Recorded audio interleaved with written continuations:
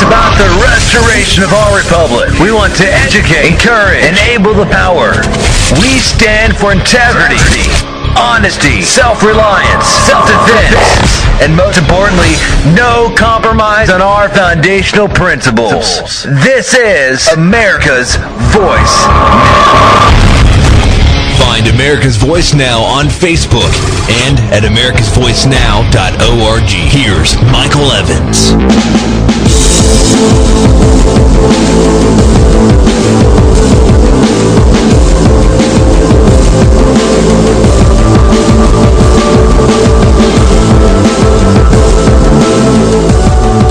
All right, we are here. It is the top of the hour. Thank you for joining America's Voice Now. My name is Michael Evans. I'm your host this hour, and quite frankly, since it's my show, every hour.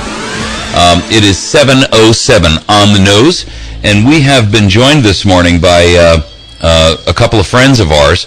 You know, yesterday we talked about this Morningland Dairy issue. I talked about it the day before that, and it's really important that you guys have an opportunity to recognize what transpired here and what was done with this Morningland Dairy.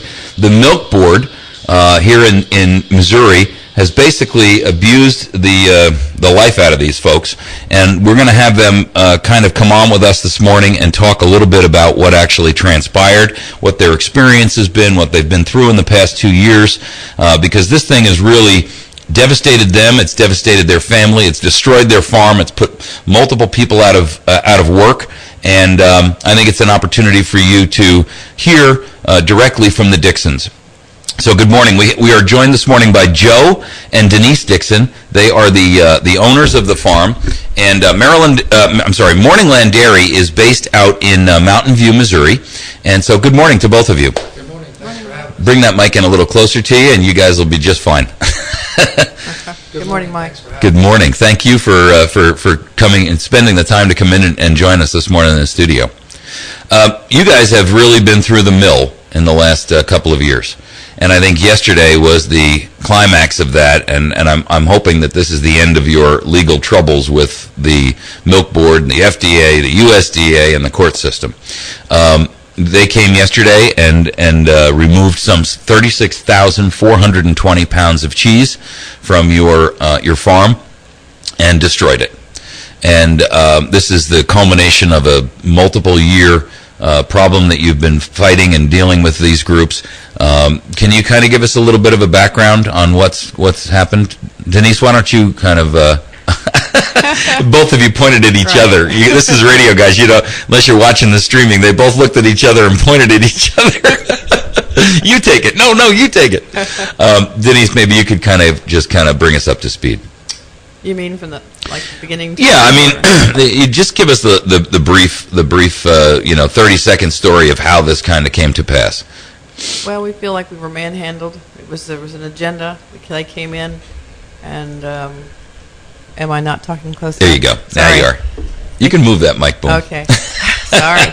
Okay, they came in and told us that there was a problem. We tried to we thought that they were dealing with us to work it out, but we realized in very short order that it was part of an agenda, and we were simply being crushed. Yeah.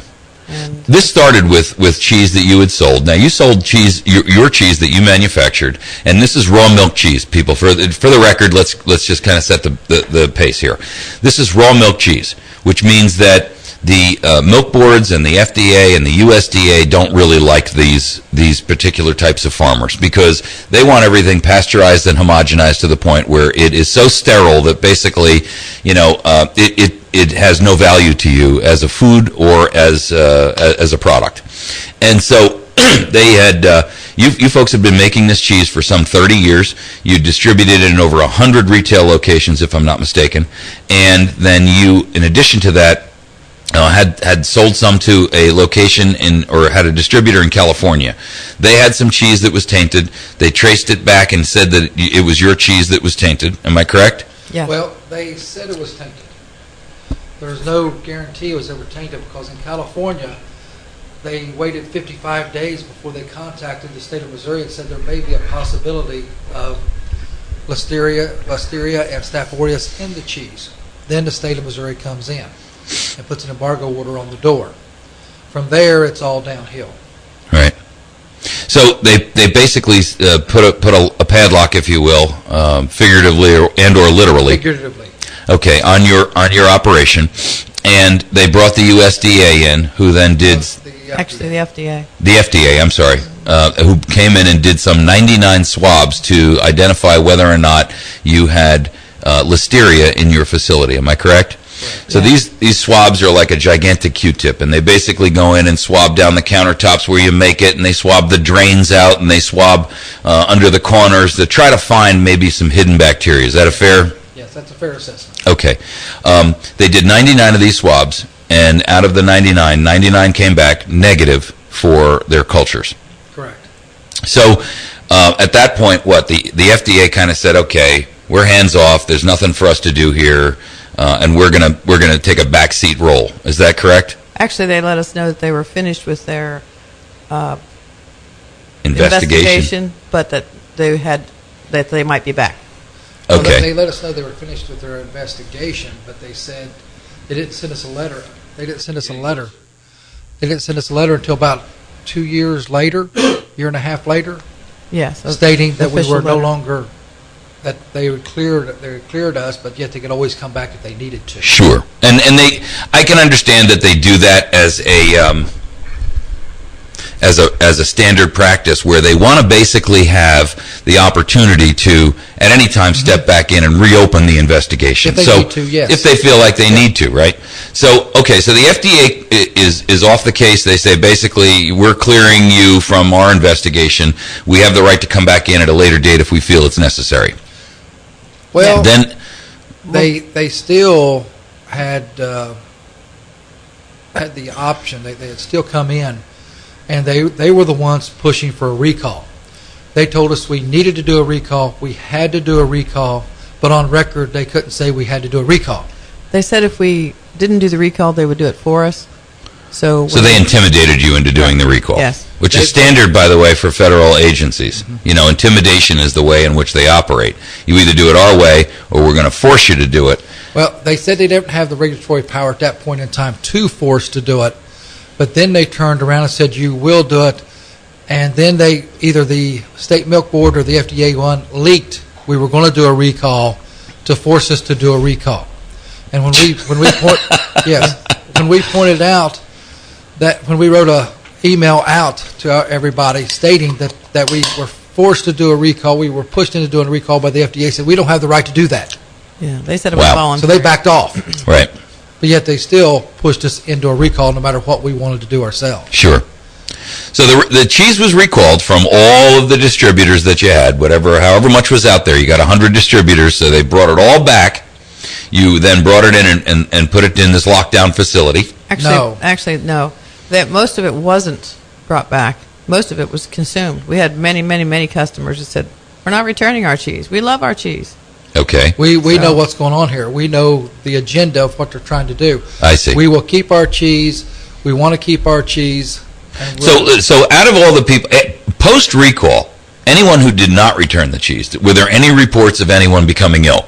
Never. So not in 30 years. In 30 years, you've never had one person report that they got ill from eating your product. No. Interesting. Okay, so the FDA is completed their tests. The Missouri State Milk Board.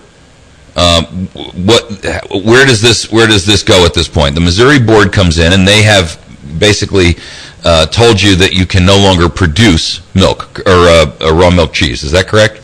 We actually had to dump our milk for 5 weeks before we could just sell it conventionally. So wait a second. So you're milking these cows every morning, right? Yes. Morning and evening. Morning and evening, and at that point, instead of being able to make cheese with this, you've got to dump it because what? They suspected that there may be something Yes. wrong with it. Until we got the FDA results back. Now, we couldn't even sell it to the normal chain to be pasteurized and homogenized. Yeah, but pasteurization and homogenization will eliminate any Exactly. bacterial content that would be in there in the first place. That's the whole point of it. That's the whole point, is correct. But they told us we had to dump it for 5 weeks straight. We had to keep calling the FDA to finally get the test results back before we were cleared to sell to the normal conventional market to have it pasteurized and homogenized. So for 5 weeks, we had no choice but to dump this milk down the drain. eat the cost of it. Everything we had was locked up. Right. And so as the case continued forward, we ended up selling 16 cows to pay the bills for a month or two. Gee whiz. Now, Denise, I'll let you carry on as the case went forward on those 16 cows. In my deposition, I mentioned to explain to them our that we were financially stricken, that we had to sell 16 cows. And during the trial, the Attorney General's office Jessica Bloom, lawyer, actually it was Laura Bailey Brown. Okay, Laura Bailey Brown. Said, so you sold 16 cows because they were sick.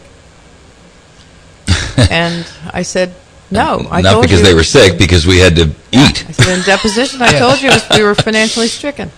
And nothing further was said, but in the judge's judgment, that's exactly what he said, that we had sick cows.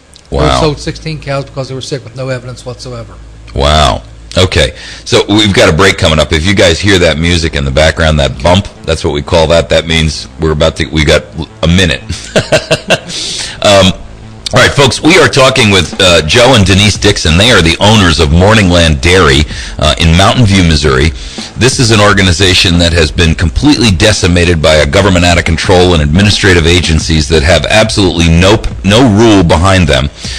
They operate with impunity and destroy families, industries, businesses, and individuals. And we're going to explore for your benefit the rest of this morning exactly how and where all of this went down. We're going to take a break. You're listening to America's Voice Now. We'll be back in just a moment.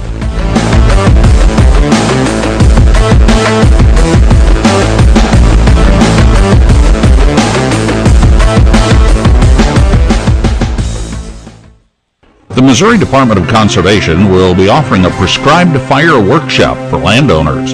The course will be February 4th from 6 p.m. to 8 p.m. at the Ozark Regional Office in West Plains. The objective of this workshop is to provide an overview of how to plan and conduct a safe and effective prescribed burn on various habitat types. Prescribed burning represents an effective and cost-efficient management tool. However, there are many issues and concerns to be considered. Effective planning is necessary to achieve beneficial effects as well as maintain a safe burn. This program will cover topics related to fire history, planning, weather, safety, and equipment needs. Participants are asked to pre-register at the Ozark Regional Office in West Plains. Call 417-256-7161. That's 417-256-7161. I know what you're thinking, Bunk. You're thinking, did he fire 6 shots or only 5? Dirty Harry gets all his ammo from the battery station.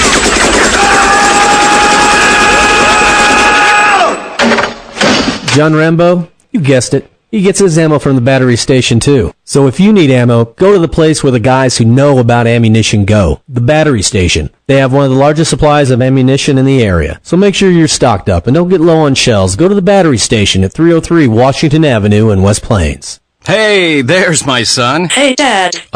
What's wrong with your voice? There is nothing wrong with my voice. Well, it's just sort of. To find the forest nearest you, go to discovertheforest.org. Brought to you by the U.S. Forest Service and the Ad Council.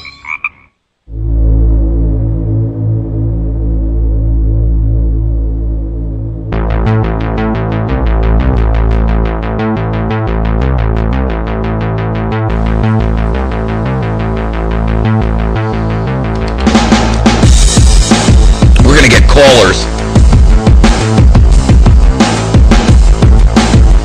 All right, we're back, folks. You're listening to America's Voice. My name is Mike Evans. We are visiting this morning with Joe and Denise Dixon, the owners of Morningland Dairy in Mountain View, Missouri, who have just recently been through the rigmarole with a milk board state agency as well as the FDA and other abusive agencies. They've been basically beaten up by the court system, dragged out through financial attrition to the point where they've been bankrupted. And yesterday was the culmination where an organization, the Missouri State Milk Board, came in and wiped them out of all of their product. 36,420 pounds of cheese worth somewhere between $250,000 and $300,000. We've got some callers. You guys want to take some calls real quick? And I would like to point out. I would like to point out one thing. Yeah. Through the whole case, the Missouri State Milk Board swore under oath that there's only 29,000 pounds of cheese, and they inventoried it. That figure went all the way to the Missouri Supreme Court as 29,000 pounds. Right. No questions asked, so people were there yesterday asking when they were going to stop taking cheese out of the cooler. Right. Since they swore under oath, it was only 29,000 pounds that they inventoried. How did they end up taking 36,420, right? That is correct. By the way, that's a certified load weight, folks. We actually got that from a bill of lading for the actual dumpsters that were brought in. Go ahead, caller. Welcome to the show. Oh, good morning. Good morning. I don't know if you noticed, and I want to say I feel very sorry for the owners of the farm, the Dixons. There's no words can explain what it means to me, knowing that my government would ruin your lives. But that being said, I don't know if you guys heard the news report right before you came on. And what they said was that there was a portion of tainted corn that was allowed into the system, and that the government told the corn producers that they could put a portion of, they knew it had this certain bacteria that causes liver cancer. Mm-hmm. And they told them to put it in there, because if they didn't, then they would have like a record low and they would lose money or something. And they said the representative who spoke about it is sure that the level doesn't pose any harm to the public. And on to the next story. But the government told the corn producers to put tainted corn that they knew was tainted and mix it in with the good corn. Well, I don't eat corn at all anymore. It's GMO'd, and it's not good for you. Sure. But I can't believe that. Was it a small producer, or was it Archer Daniels Midland, or it was Monsanto or somebody? Well, it was on the bottom of the top of the hour news, and they just made it sound. It was like just a generic thing. The corn producers. Like it wasn't, and it was don't worry about it. Everything's cool. The government's taking care of you, making sure that the economy stays good by allowing them to put tainted corn in there. But since it's mixed in with the good corn, it's not going to hurt you. It's okay. But they won't let you guys sell raw cheese, and they can't even prove. This was proven tainted. Yeah. With a mold that causes liver cancer. Proven. And they told them to put it in there. That's the problem. We have administrative agencies out there that basically pick and choose winners and losers. And if you are on the wrong side of these folks, they have broad discretion. That's the term that they use for these administrative agencies, to basically do whatever they want to do to achieve whatever the purpose of that agency is. And this doesn't matter whether it's the FAA or the FCC or the FDA or the USDA or the ATF or any other organization. They are given what's called broad discretion. And the purpose behind that means that, or what that phrase means is, they can pretty much do whatever they want to do in order to meet the mandate of whatever that agency's existence is for. And what you see here happening is that they can pick winners and losers using their discretion. So if you're a large producer and they like you, or you toe the line and do what they tell you to do, then they protect you. If you're a small guy or you cross them the wrong way, then they come down on you with the hammer the hammer of the gods, basically. Well, ma'am, we had the FDA come in. 3 agents. They came in polite, but they came in with a little bit of force, but polite. When they came in, one day, as they were doing the swabs, my son was following them around with a recorder. Well, one day they called up the morning and said, "We cannot come in today." Now, remember, this is the FDA. It's supposed to be here to protect you. They said, "We cannot come in today because one member is sick." So the next morning when they came in, I asked which member was sick. The man said I was. I asked the man then, I said, "Okay, you admit yesterday that you were sick and you could not come in." He said, "That is correct." I said, "Okay, did you go to your doctor then and get a statement from your doctor saying you're not carrying anything pathogenic to a pregnant woman, a child under the age of 2, or an immune deficient person?"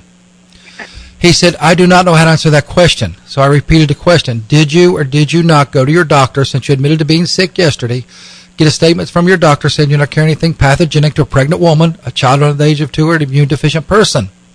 I do not know how to answer that question. I asked the third time a little more abruptly because I was starting to get aggravated. I do not know how to answer that question. I said, well, what are you doing in my cheese plant in and out in the public if you're supposed to be the FDA, supposed to be representing and protecting the public, and you could be spreading exactly what you're complaining about that you say I may have in my cheese, that you have no real evidence of, but you've already shut me down. So, pretty amazing. Well, listen, caller. I appreciate your call, and I tell you the Dixons appreciate your support. Thank you very much for the call. Thank you. Okay. Go ahead, caller. Welcome to the show. Yes, I am so sorry I missed going there yesterday. I wish I had. However, well, we had quite a crowd. I have to tell you, there was probably 60 or 70 people there, and it was nice to see the community rally around these folk. Yeah, well, a couple were there, stopped by, and told me what happened. I have a question. Can we know the name of the disposal company and their address who carted your cheese off? Because it seems to me like this message the lady from Austria had about German. Kitty Workman. Yeah, that they did it because they were told to. Well, that was the inspectors that were there to actually take the product. You know, they all said, I was there. They all said, "Oh, we're just here to do the job we have to do." Mm-hmm. But you're right. The guy who actually was contracted to haul it off and who drove a little Bobcat where they loaded it up in the bucket and then he drove it over to the dumpster and threw it in there. That was Mountain Grove Rentals. And I have to tell you, the guy obviously is willing to put profit before principle because, and to me, that in and of itself is a tragedy. So yeah, there's your name drop right there. Mountain Grove Rentals were the guys who brought in a backhoe or not a backhoe but a Bobcat and drove it over there and dumped it into the dumpster. I'm not sure if the dumpster company was provided by them or not. No, the dumpster company was provided by somebody else, and you'd have to call Hartville, where the dump is. The Hartville dump to figure it out. Ask them which one it was. Now, the gentleman that hauled the cheese off in the Bobcat, my son did talk to him and brought that up to him.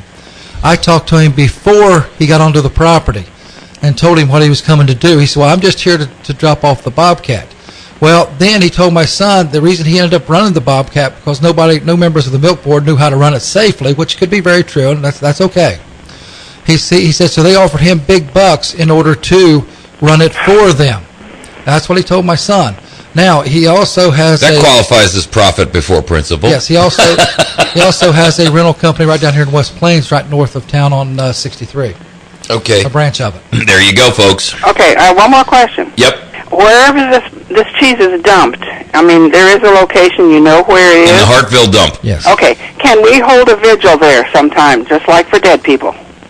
I suppose, I don't know. I have no idea. And honestly, to be honest with you, I have a question. If it's laying out there on the ground, then obviously this whole thing was a sham because according to their court documents, which by the way I've read myself, one decision is 11 pages, the other is 65. And if it's actually dangerous to man or beast, then what are they going to do about all the wild animals that are going to go out there and inevitably eat cheese? I mean, if they smell that cheese, and believe me, it's very odoriferous, they're going to go out there and eat that, and then what? So we got to drop the call because we've got a break coming up. Thank you. Thank you for your questions. We appreciate you. Folks, we're going to take a break. When we come back, we're going to continue with our discussion with Joe and Denise Dixon. We'll be back in just a moment.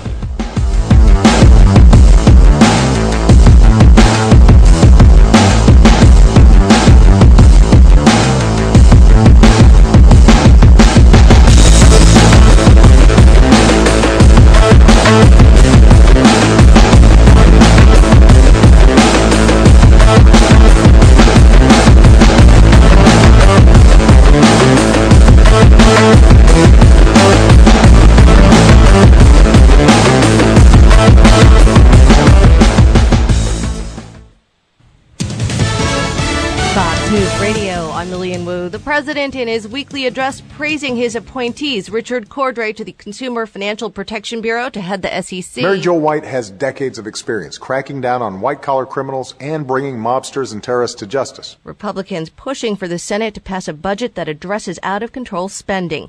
Veterans hoping a new database will help shed light on illnesses reported by some who served in Iraq and Afghanistan near burn pits. Used to dispose of all the garbage that an army produces. Styrofoam, paints, metals, human waste. It all went up in flames, and soldiers and Marines stationed downwind breathed it all in. Now many vets and their families say they've developed a host of maladies from exposure to all that smoke. But an Institute of Medicine report was inconclusive about any long-term health effects. Fox Radio's Karen McHugh, Fox News. We report, you decide.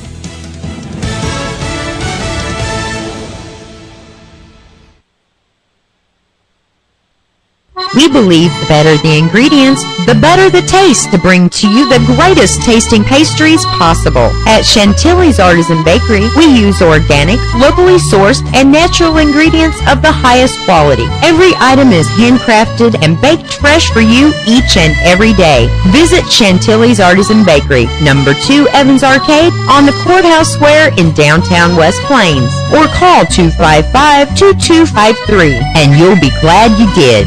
A big community event is coming to West Plains February 16, 2013. All ages and skill levels are encouraged to participate in the Heart of the Ozarks Half Marathon and 10K. Proceeds will benefit the West Plains High School cross-country and track programs. There are 2 courses to choose from, a half marathon or a 10K. Updates can be found on the Facebook page Heart of the Ozarks Half Marathon or www.joebilldixon.com. More information can also be found on Cooper & Company weekdays from 6 to 8 a.m. on 107.1 The Point and The Drive Home on ESPN 100.9. A developer at a U.S.-based critical infrastructure company was caught outsourcing his work to China, meaning that he was paying someone else to do his job. Here's how Bob spent his day. Surfed the internet for a couple of hours, and then he watched cat videos. 11:30, he went to lunch. 1 o'clock, he went on eBay. 2 o'clock to 4:30, he was on Facebook. 5 o'clock, he went home. Cat videos? Really? Saturdays noon to 3 and weekdays at 7:35 for your Digital Minute. It's Kim Commando on the Ozarks Best News Talk 107.1. Are you looking to save money? Did you know that in the last 20 years, interest rates have never been this low? That's why you should make the smart call today to West Plains Savings and Loan to start your home mortgage. Just imagine how much money you'll save. Key word is save, as in savings and loan. Your loan starts here and stays here. Never would it be sold to a secondary lender. Call today, 256-3042. That's 256-3042. West Plains Savings and Loan. Equal housing lender, member FDIC. News Talk 107.1 The Point weather sponsorships are available for your business marketing plans. Contact Cody or Josh at 255-2548 for more information. From the Point Weather Center for this morning, we have mostly sunny skies, high near 49 degrees. And then tonight, good chance of showers after midnight, a low around 30 on Sunday. Very good chance of showers, cloudy skies, high near 48 degrees. I'm Dawn James, and for more information, visit my1071thepoint.com. Hey, there's my son. Hey, Dad. What's wrong with your voice? There is nothing wrong with my voice. Well, it's just sort of. To find the forest nearest you, go to discovertheforest.org. Brought to you by the U.S. Forest Service and the Ad Council.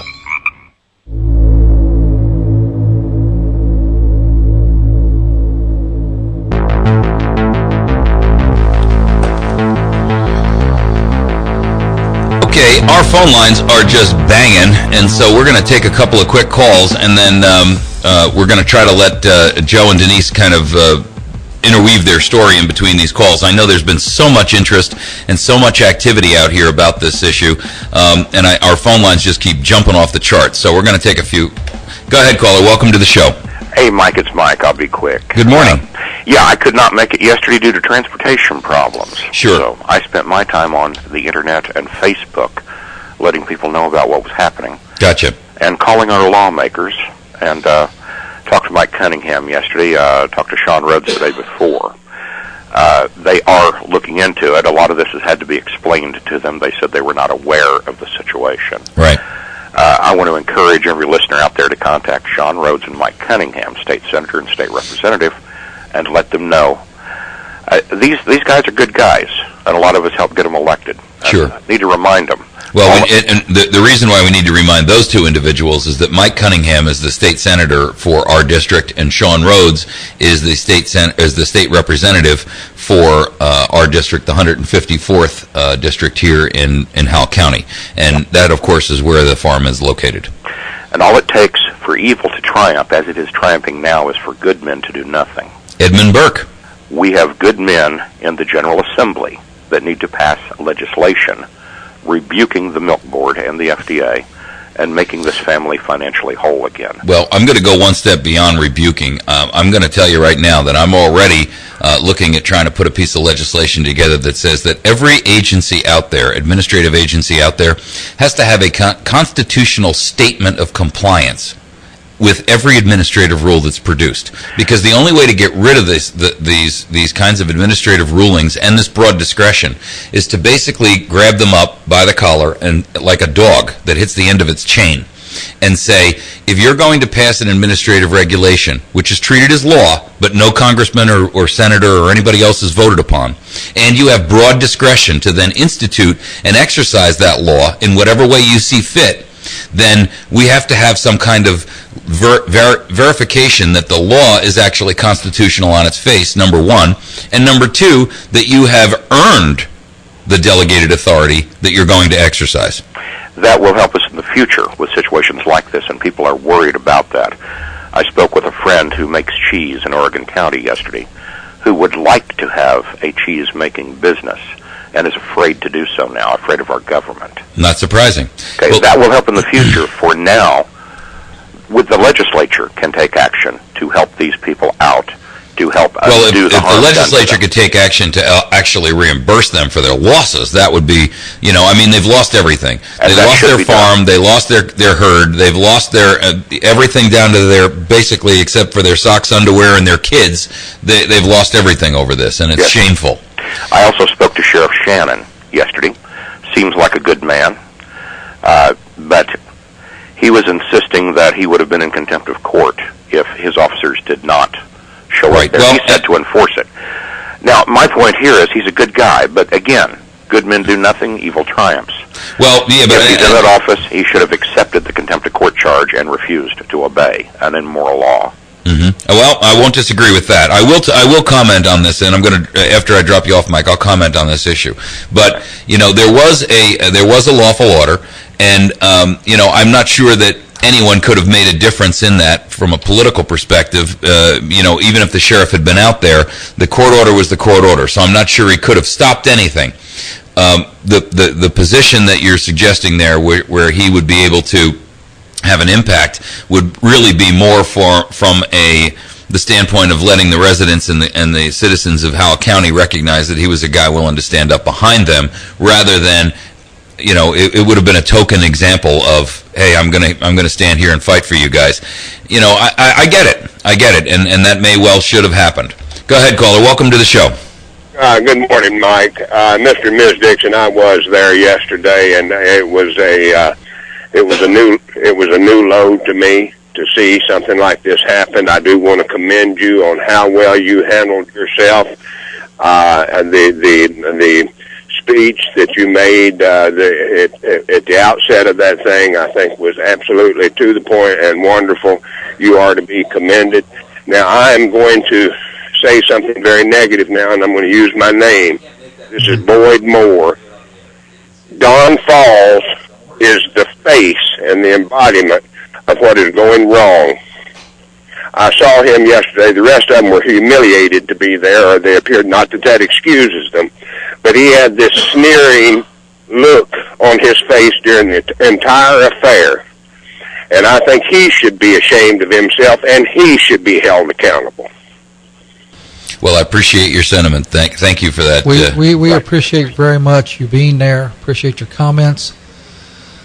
It broke my heart yesterday, but everybody out there that is hearing this, this is something that you need to wake up and see that this is a microcosm of what is going on in this entire country that we love and live in. Yep. Thank you very kindly. You're welcome. This is a perfect example of that, Joe. And this is where, if we don't wake up, we don't stand, we have no country left.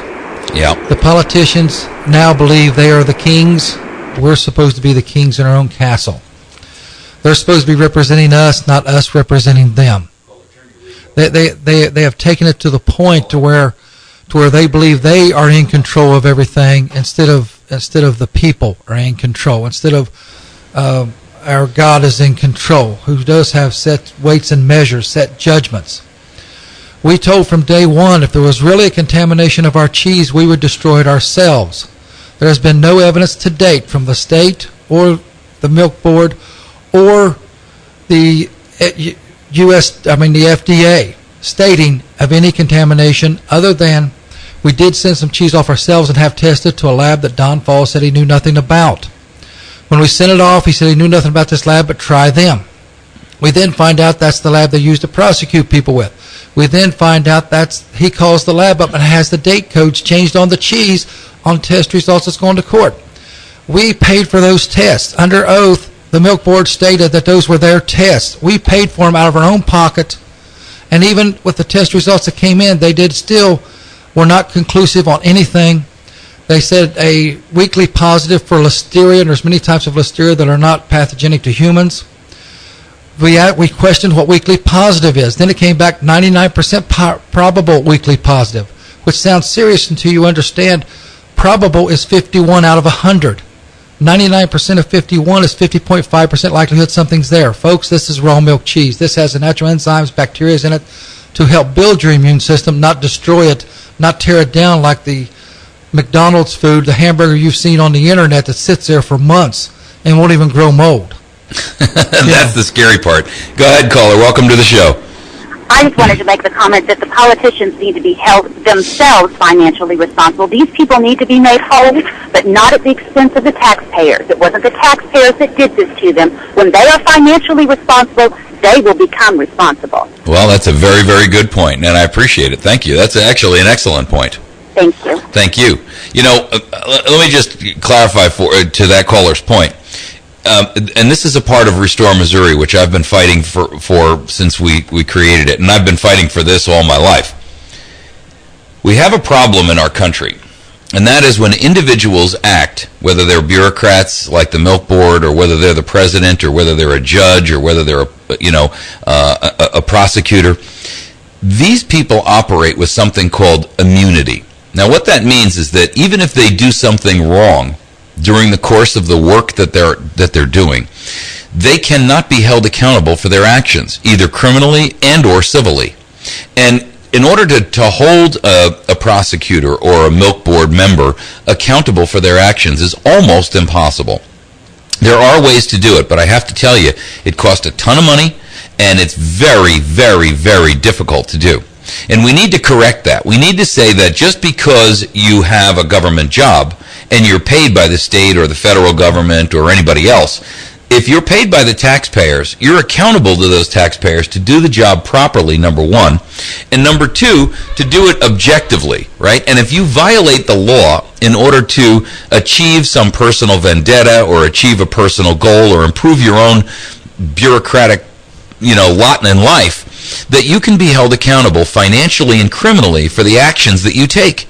I mean, if you commit a crime in an effort to improve your own personal financial gain, you can go to prison for that.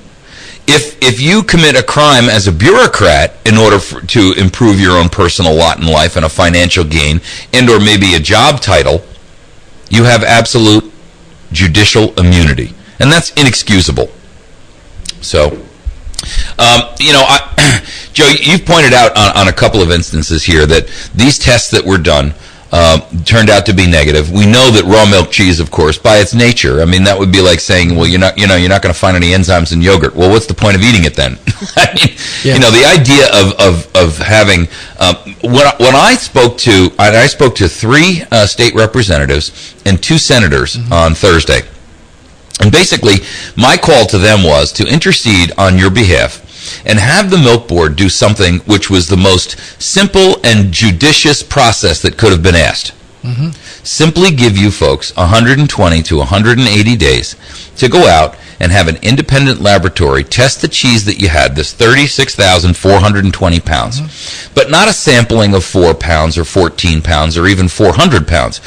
Test the cheese that's there, evaluate what is actually, now of course, some of it has gone bad because it's been sitting under lock and key for 2 years. So you may have lost half of it. You may have lost 60% of it. You may have lost 70% of it. You may have lost 90% of it. But the simple truth is that they should have only destroyed that which was actually bad and allowed you to keep and retain and sell off or liquidate that which was still good. Well, Don Falls, when he came in, we offered to do that from the first week. They said, no, it's all suspect. No matter what you do, it's all suspect. It went as far as to say, our plant manager asked him, he said, Don, in other words, you're telling us then that if we would test this 140-pound block of cheese up to 100 times and it came back negative every time, could we sell it? Don said, absolutely not. It was still all be suspect. So he put you in a lose-lose situation. Well, there was effectively no way that you could ever salvage the product. It put us into the situation. I looked at Don and said, Don, in other words, you're telling me then you don't trust your own regulations. You don't trust your own labs. You don't trust your own testing. Right, because if the tests come back positive, then you have no arguments. That's correct. I mean, it's just beyond comprehension that these guys were as determined as they were. Because it's obvious when you look at it with an objective eye, right? You have to recognize that, and I used this analogy earlier this morning. If you go and pick a full basket of apples, and one of those is rotten or has a worm in it, you don't throw the entire basket out, you throw out the offensive apple, right? And in this case, they should have given you an opportunity to go out there and test the cheese, even at your own cost and expense, and say, hey, we've got 36,000 pounds of this, half of it's now good or half of it's now no good or whatever. Look, it doesn't even matter. If only 10% of it was good, it was 10% that would have maybe been able to help you recover. Keep us alive a little longer. Keep you alive a little longer, right? And so, and again, this is just the same thing as government going in and seizing. I mean, it's no different than them going in and taking money out of your bank account. Because ultimately, that was the product that you sold. That was the production of your business. We have lost over the time that we were the first 6 months to a year. This case had cost us approximately between $400,000 and $500,000. Now, that does not include lawyers who the Farmers to Consumers Legal Defense Fund has defended us. But it has cost us that much to keep this case going on, to keep the cooler going, because during this whole case, up until the Supreme Court said they would not hear the case, and we went to the Supreme Court of Missouri all the way to try to get them to hear the case.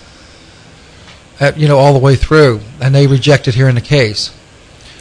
We had to keep the cooler up for almost 2.5 years. We had to keep the grounds up, the cooler up, refrigerated.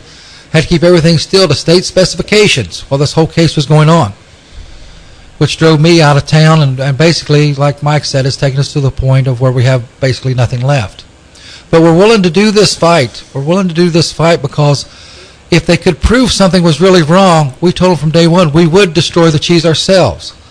They have not been able to prove anything. Even the lab tests that we had done ourselves, they hadn't proved anything, because when you come back 99% probable and the state milk board man can call them up and have them change information on it, and then it's approved in court, then under oath in court the state says those are our tests when I paid for them. So these people lied actually under oath. Yes. And nobody's held them accountable. See, I mean,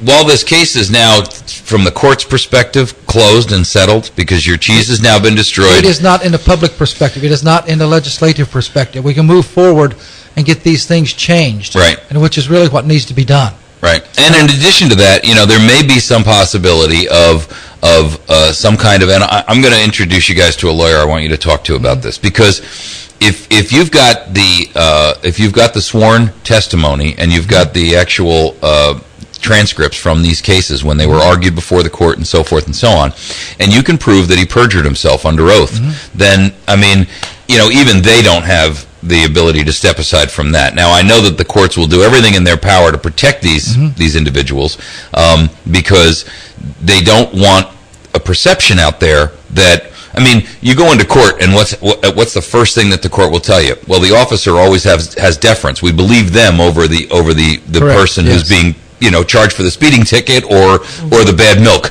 right? And so it's presumed by the court that an official in government always has a motivation to tell the truth. And we all know that just by human nature that that's an impossibility. May I say also that the Attorney General's office, their job is to find the truth, not to protect the guilty.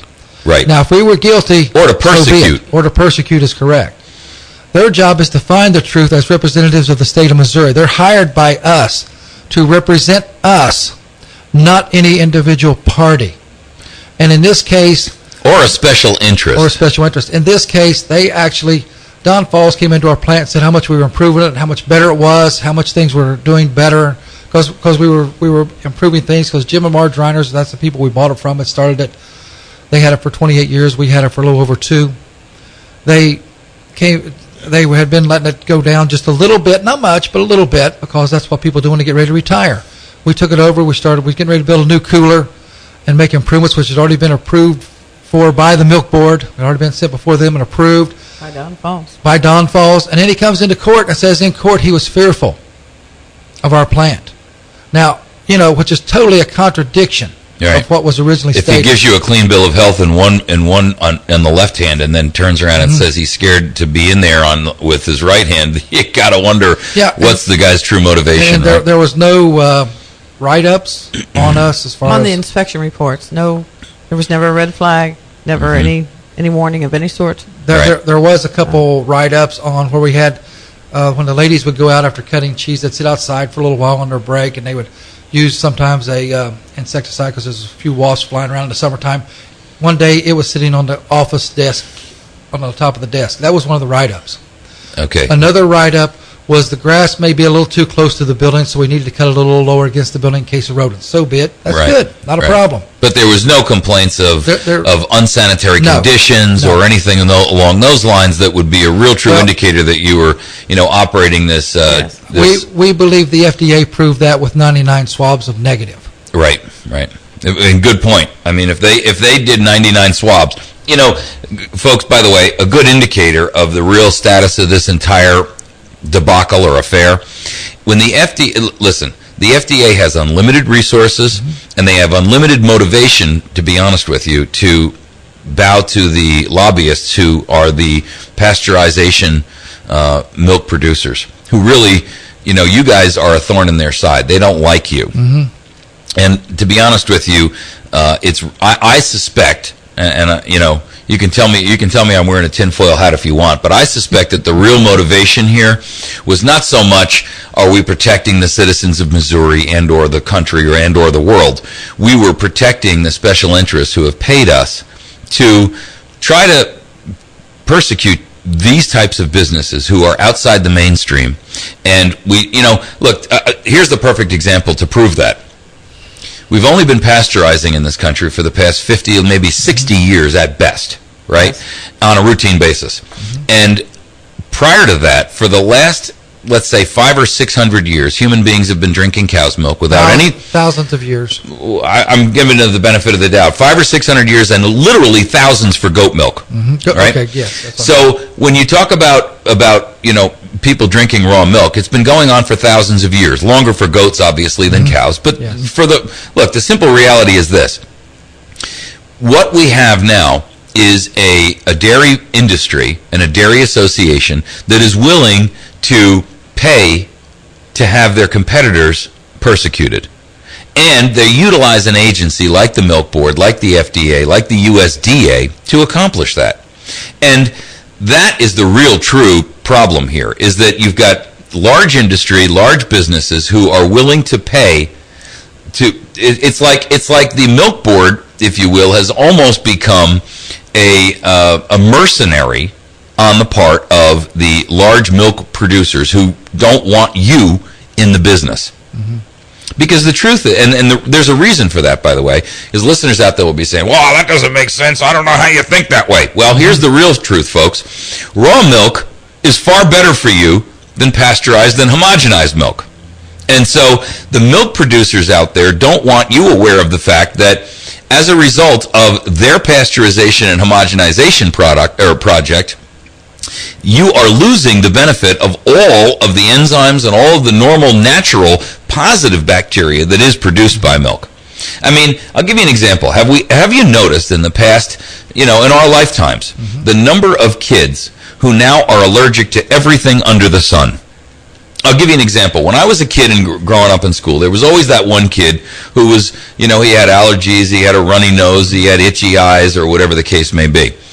I go see these kids today, and they all have allergies. And allergies are basically created by the fact that your body doesn't have an immune system that's willing and or capable to fight back against that. There weren't, obese kids. I mean, there was always the token obese kid or two when we grew up. But look back at a magazine that shows you from the 60s or the 50s, right here in Missouri. Go back and look at those pictures. You will not see fat people. Everyone was thin or reasonably had a reasonable body mass index, right? Today, obesity is the norm. I mean, go into a store and try to find a pair of pants that, especially for women, that is not a size, whatever. I mean, it's just out of control. And part of that is the product that we're eating. Part of that is what we see in our food. Look at the ingredients that comes on a box of cereal or a box of, mac and cheese. I mean, it's more chemical than actual food product these days, it appears. Right. And I think that these agencies are out there, they have a mandated food plan for us. And they want to have absolute dictatorial control over what we can and cannot eat. And, if you violate that, then, you're a bug to be squashed. The FDA has put in court documents that the American people do not have the right to choose what they eat. And my wife sitting over here, she can tell you the story about people who called us up and emailed us and sent us letters thanking us. They said we can finally eat cheese again because we can digest it. Now that was quite common to hear, to receive letters, get phone calls from people who were thankful to be able to eat cheese. Talked to one lady who had suffered with Crohn's disease, which is a terrible, debilitating disease, and she had not been able to eat cheese for 5 years. And she said, "I just want to thank you because I can eat cheese again." That's amazing. Was quite common. Yes. Raw milk cheese and raw milk products are actually eliminate lactose intolerance, right? And how many people do we hear now have lactose intolerance? I mean, you can find soy milk and milk alternative products on the shelves. 20 years ago, those didn't exist, but that's because we didn't have enough of a critical mass of people with lactose intolerance to need all those products. Right. And now, as we're into second and third and fourth generations of people who haven't had raw milk products, now we're starting to see the long-term results, It's true. So I find that, when we come back, we're going to have a break coming up in just a minute, and it's the top of the hour break, so there's a news and weather insert in here. But when we come back, I want you to tell the story about the FDA people who insisted on trying to buy a block of cheese, even though you were under embargo not to sell it, and how they threatened and intimidated you because you wouldn't violate the law, which, of course, then they would have turned around and entrapped you saying, well, you sold us something. So it's an interesting story, folks, and I think you'll get a kick out of it. But this is exactly indicative. This story Joe's going to tell you. Denise will have to tell that when it happened. Okay, well, Denise, this is indicative of exactly what happens with these agencies and how they use intimidation and this unanswerable power they have to basically just beat us down until we have been ground into dust. Yeah, we asked them to sign a document saying they would obey the Constitution of the United States of America, and their hands started shaking. They handed it back and said, "We can't touch this." Amazing. Hey, we're going to take a break, folks. You're listening to America's Voice Now. We have with us in studio this morning Joe and Denise Dixon, the owners of Morningland Dairy, which has just been put out of business effectively once and for all. The final hammer's been dropped to bury them, and we're going to talk more about that with them for the remainder of this morning's session. We're going to take a break. We'll be right back.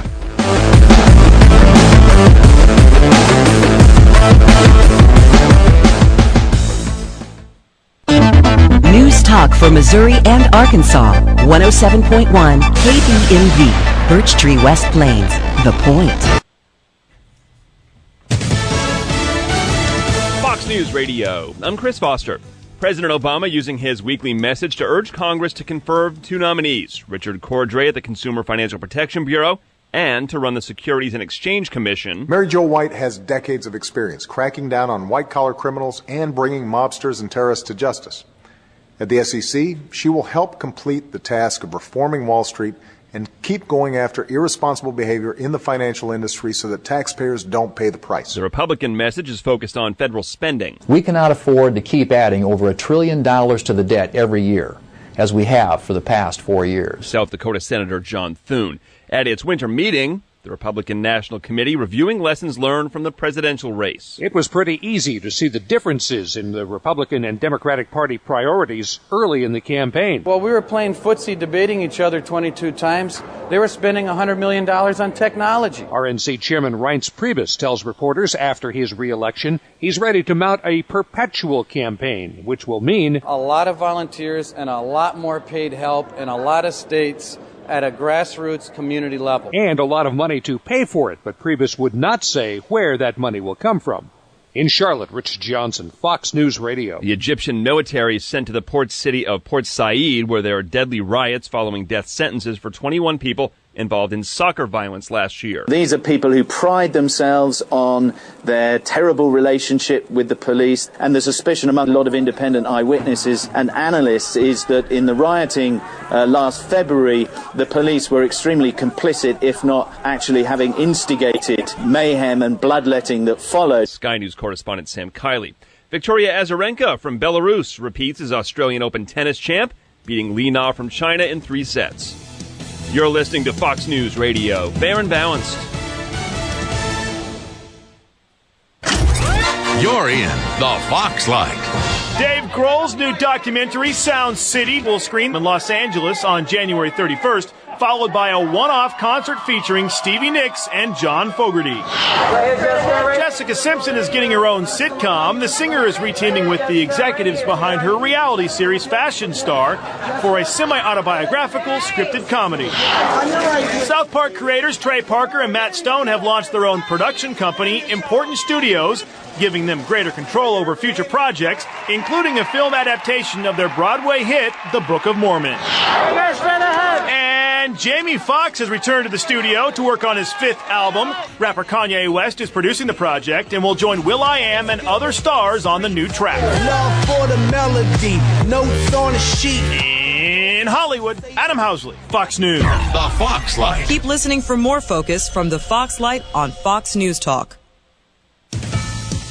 The flu season's been a bad one this year, but that's not what's making a lot of people sick. The Centers for Disease Control says many illnesses are not flu, but a new strain of norovirus. People used to call it the stomach flu, and that is absolutely not the correct way, because it has nothing to do with flu. Dr. Jan Vignier with the CDC says the flu is like a bad head cold. The norovirus, well, that's a little further down. Very, very typical for norovirus is a lot of vomiting. It's nasty. Like the flu, norovirus spreads quickly and easily. The new strain responsible for hundreds of outbreaks in the U.S. after sweeping around the world. Dr. Vignier says to wash your hands with soap and water. Not all hand sanitizers will kill norovirus. Chris Honig, Fox News Radio. The president of Kyrgyzstan approves a law with tougher sentences for bride kidnapping. It's up to 10 years now instead of 3. Snatching potential, sometimes teenage brides off the street, is illegal in that former Soviet Central Asian nation, but it's somewhat tolerated culturally. The short-term car rental business in America is growing fast. There are now about 24 car-sharing services around the country. Researchers quoted by the New York Times say 800,000 people are members, a 44% increase in just 2 years. Most services let subscribers reserve a vehicle and pick it up at a neighborhood location, payment usually by the hour or the day. One service, operated by German luxury car maker Daimler, lets people pay by the minute, rent for just a one-way trip, and park for free on city streets. The big established car rental companies are getting into the business, too. Avis is buying one of the first car-sharing companies, Zipcar, for $491 million. Steve Knight, Fox News Radio. San Francisco 49ers wide receiver Michael Crabtree, accused of sexual assault at a hotel, is now off the hook. Prosecutors say no charges will be filed, at least at this time. The 49ers play the Baltimore Ravens in the Super Bowl next Sunday. I'm Chris Foster, Fox News Radio. A developer at a U.S.-based critical infrastructure company was caught outsourcing his work to China, meaning that he was paying someone else to do his job. Here's how Bob spent his day. Surfed the internet for a couple of hours, and then he watched cat videos. 11:30, he went to lunch. 1 o'clock, he went on eBay. 2 o'clock to 4:30, he was on Facebook. 5 o'clock, he went home. Cat videos? Really? Saturdays noon to 3 and weekdays at 7:35 for your digital minute. It's Kim Commando on the Ozarks Best News Talk 107.1. When you open a book, you open your mind to a world of adventure. Visit new places. Where am I? Encounter new friends. Fate has brought you here, John Carter. And discover the power of reading. Anything is possible. Go to read.gov to read A Princess of Mars, the first novel to feature John Carter. Only you can unlock this mystery. A new world awaits. Read. Brought to you by the Library of Congress and the Ad Council. Weather is a service of News Talk 107.1 The Point. Contact Josh or Cody at 255-2548 for more information on making weather sponsorships part of your marketing plans. From the Point Weather Center for this morning, we have mostly sunny skies, high near 49 degrees. And then tonight, good chance of showers after midnight, a low around 30 on Sunday. Very good chance of showers, cloudy skies, high near 48 degrees. I'm Dawn James, and for more information, visit my1071thepoint.com. The Gun and Knife Show is coming to the West Plains Civic Center on February 9th and 10th, presented by TLR Shows. The show is open to the public. Admission is $5 for both days. Children under 12 are free with a paying adult. Concessions will also be available. Come in and buy, sell, or trade. The Gun and Knife Show at the West Plains Civic Center, February 9th from 9 a.m. to 5 p.m. and February 10th from 9 a.m. to 3 p.m. For more information, call 417-778-6767. It's about the restoration of our republic. We want to educate, encourage, enable the power. We stand for integrity, honesty, self-reliance, self-defense, and most importantly, no compromise on our foundational principles. This is America's Voice Now. Find America's Voice Now on Facebook and at americasvoicenow.org. Here's Michael Evans.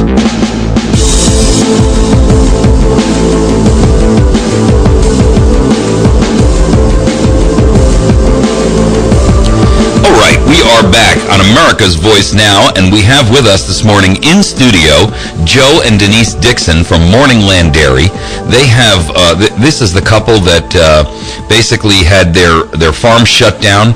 They had 36,420 pounds of cheese, raw milk cheese, confiscated yesterday and destroyed by the State Milk Board because they, quite frankly, were prosecuted and persecuted by the Missouri State Milk Board and the FDA, and they have been through the mill. This has basically bankrupted them on a personal level. They've lost their farm, they've lost their home, they have lost all of their herd.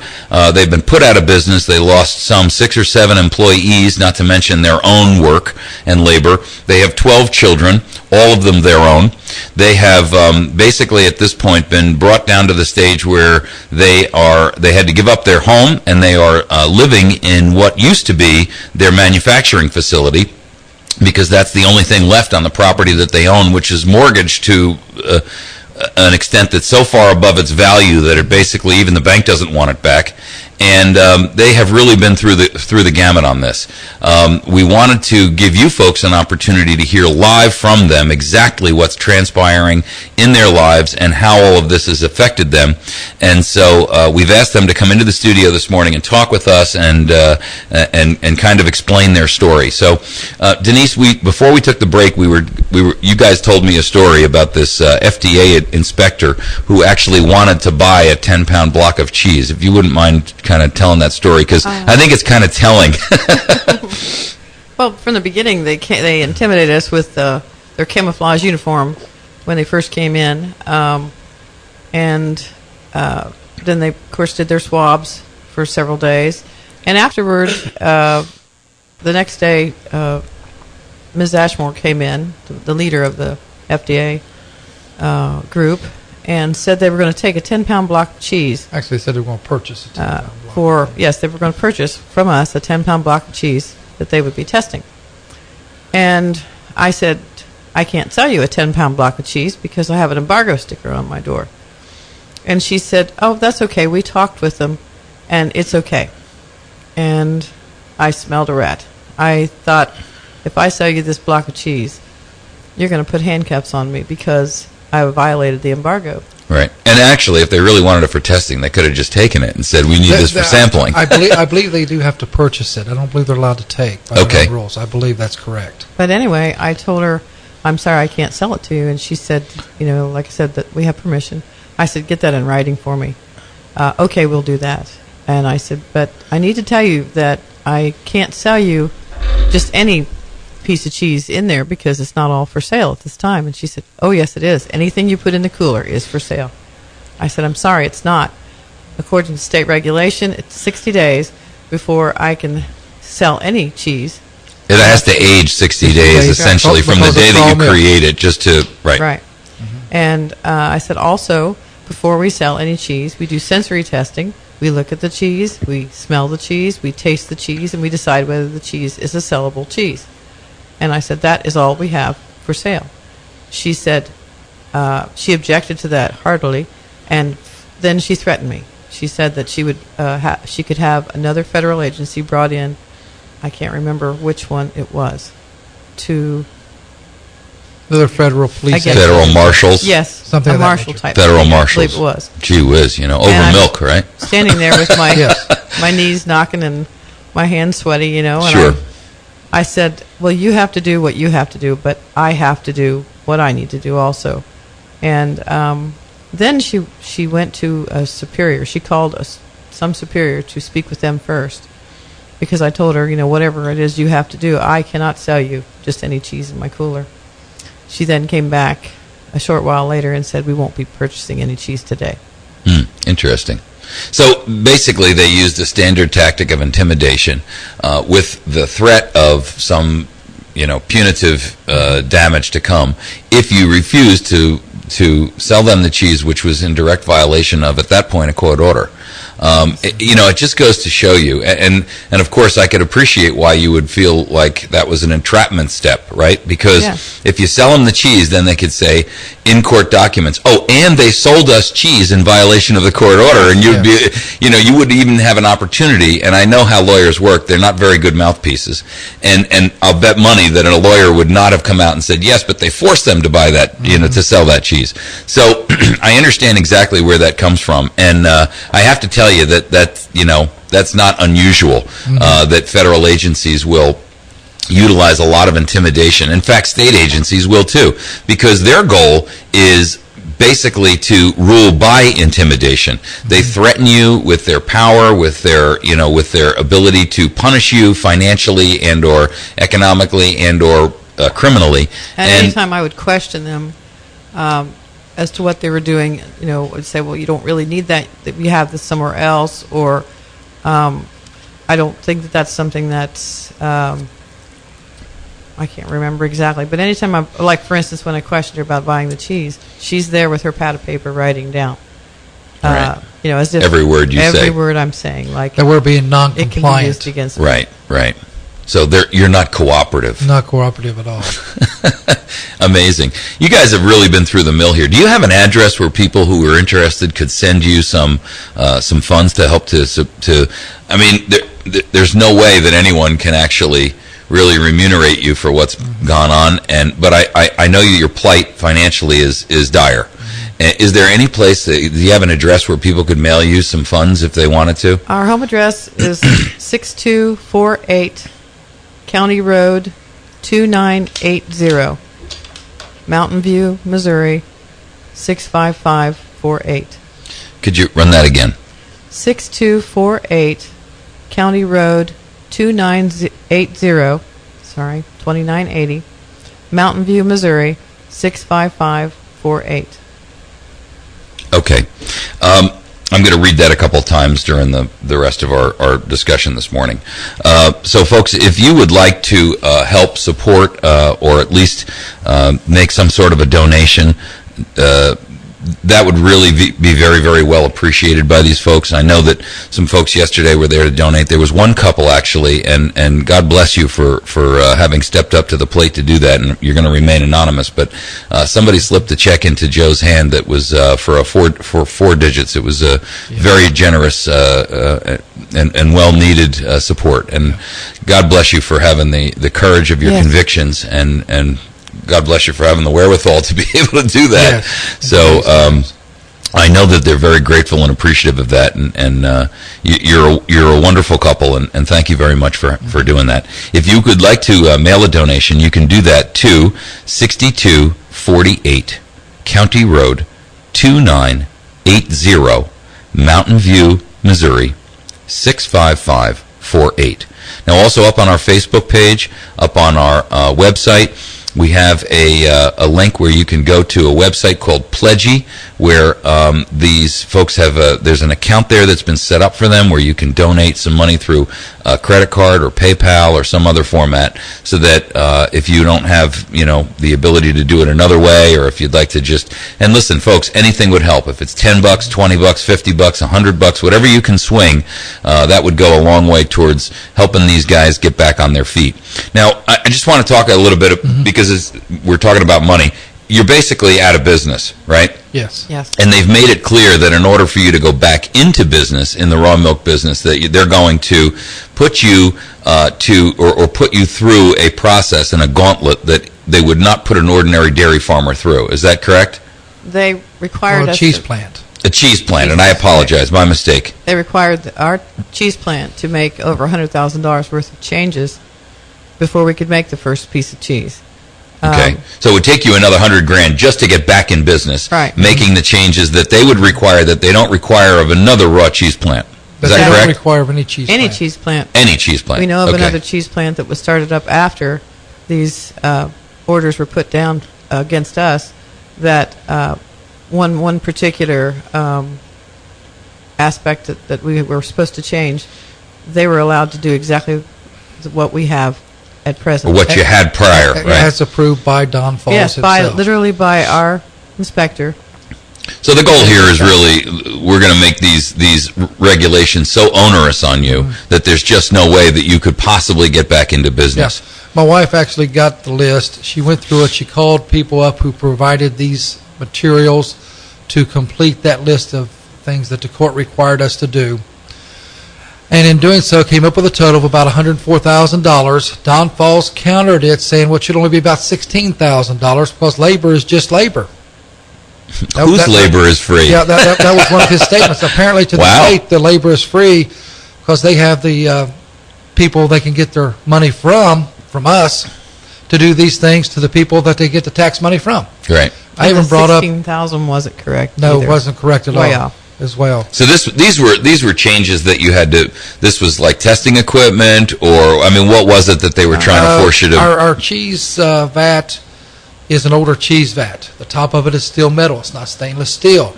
We had to put in a stainless steel one, even though they could find nothing wrong with the metal one. Right. It was clean as a pin. They could find nothing there they could complain about. But by their ruling, since we questioned their authority, they came back as hard as they could, saying, now you got to do this, this, and this, which they've never done to any other cheese plant in Missouri. And in doing so, then we'd have to age the cheese as by state and federal regulations, 60 days just to sell the cheese. Then we'd have to test each batch, which we have no problem doing if we figured we could get an honest test. But after the testing results of where we sent off for our private test, and that test coming up and then the date code being changed with a call from Don Falls, the test itself, when we questioned what weekly positive was, it was changed to 99% probable weekly positive, and by a phone call, and then those tests were sworn under oath in the courts that those were the state's tests. Right. Well, so basically what it comes down to is that they would make it so difficult for you to be back in business that first of all there'd be $100,000 worth of upgrades that you would have to make to your facility in order to get started. After we were already bankrupted. after you're bankrupted, and frankly, at this point, you don't have any cows to milk. No. Right. That would mean you'd have to go out and buy a herd of cows in order to just, continue the process. So it doesn't just stop at the upgrades to the facility. I don't know what 100 cows cost, but I know it ain't cheap. So, and then of course you'd have to have the employees available to milk the cows twice a day and then process all of that into cheese. And then in addition to that, you'd have no income for at least 60 days while you waited for the first batch just to age, right? Yes, exactly. So, I mean, it's a kind of a lose-lose-lose situation. They've basically put you in a position where you're not going to be able to ever do this again. No. What are your plans? I mean, what are you folks intending to do at this point? What do you think that you're going to do to make a living? Well, You have 12 kids. Yeah. Well, there's still 2 left at home. The rest of them are out on their own now. We intend to try to make the cheese house into our home. So we got to tear everything out of there and replace it with a home setup, a kitchen, a bathroom, so forth and so on, bedrooms, living room. And as we're doing that, I'll still be working on the road for a while yet, and then we intend to try to get back. I'll try to pick up work locally in one form or another. We're also looking for, if we can, a couple small businesses to try to purchase to get back into things in the area, but it will not under this current governmental structure, which we keep saying is our government. It has been corrupted to the point I think that term should be changed to the government. The government. It is no longer our government. You're absolutely right. If it were our government, when we went to court, the Attorney General's office would have been trying to find the truth, not trying to back up the milk board at all cost. Right. And the milk also, board, they would have been doing everything they could to help us get back into business. Sure. Get back into production. Sure. A positive thing. Yeah, because we asked them, if we did have a problem, show us where it is, and we will improve that. Right. We will change that. We'll fix what's wrong. Just tell us what it is. That is correct. Right. Any cheese that is bad, we will destroy. Right. Not a problem. Let me ask you We a were never question. given that Did opportunity. they at any point bar you from being able to do your own tests on this embargoed cheese while this entire court process was They going said on? we could do testing. All we wanted. But all the testing we wanted, we could do. But it didn't make any difference make because no no matter difference. what the results were, it was all going to be unacceptable to their standards. That is Right. correct. So you could go out there and spend $10,000, $50,000, $100,000 testing it all. We had actually found out some labs that would do the testing for up to $10,000 to get down to the specific type of listeria if there was any there. Right. But when the state said it wouldn't make any difference, and the judge ruled the way he ruled. How much more good money can you throw after bad? That is correct. So that's where we found out it was a destruction system. Right. It's not what a also building shocked us, system. though, too, was that there was one lab in Springfield that we were going to try to test with, and they actually told us that as long as we were in this lawsuit, they wouldn't test our... They wouldn't touch it. Oh, really? Well, they're certified by the state. They don't want to get in trouble. I see. Right. So, I have to tell you, after my own experience, and I was a federally licensed firearms dealer at one point in my life. And I've also held other licenses. I was a certified, I had a Series 7, which enables you to sell securities and stocks and bonds and everything else, right? I was also a licensed real estate broker at one point.